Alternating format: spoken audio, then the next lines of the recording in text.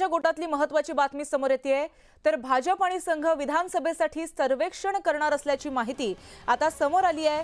सर्वेक्षणानंतर भाजपच्या आमदारांचं भविष्य ठरणार आहे।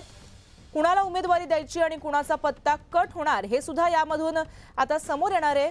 खात्रीलायक सूत्रांनी न्यूज 18 लोकमतला याबाबत माहिती दिल्याचं कळतंय।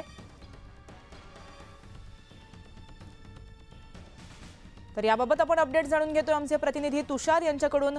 तुषार, आगामी विधानसभा निवडणुकांच्या पार्श्वभूमीवरती भाजप सर्वेक्षण करणार असल्याचं कळतंय, काय अपडेट?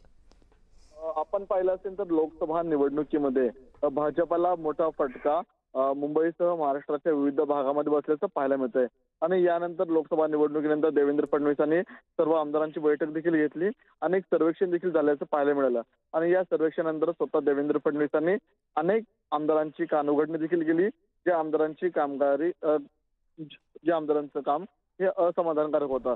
मात्र आता संघाकडून आणि भाजपकडून आपल्याला पुन्हा सर्वेक्षण होताना पाहायला मिळणार आहेत। प्रामुख्याने 2 सर्वेक्षण होतील आणि त्या सर्वेक्षणानंतर ज्या आमदारांचं काम हे समाधानकारक नसेल अशा आमदारांना आपल्याला घरचा रस्ता म्हणजे त्यांचं तिकीट कापलं जाताना पाहायला मिळणार आहे। त्यामध्ये मुंबईसह पश्चिम महाराष्ट्र असेल, विदर्भ असेल, मराठवाडा असेल, त्या सर्वच भागांचा समावेश असताना पाहायला मिळणार आहे। कारण की आता महायुती म्हणून लढत असताना कोणत्या आमदाराचं किती योगदान आहे, कामगिरी कशी आहे, केंद्र आणि राज्य सरकारच्या योजना त्या जनतेपर्यंत कशा पोहोचवलेल्या आहेत, जनतेमध्ये प्रत्येक पातळीवरती त्या आमदाराचा कनेक्ट कसा आहे, या सर्व गोष्टींचं मूल्यमापन होताना पाहायला मिळणार आहे।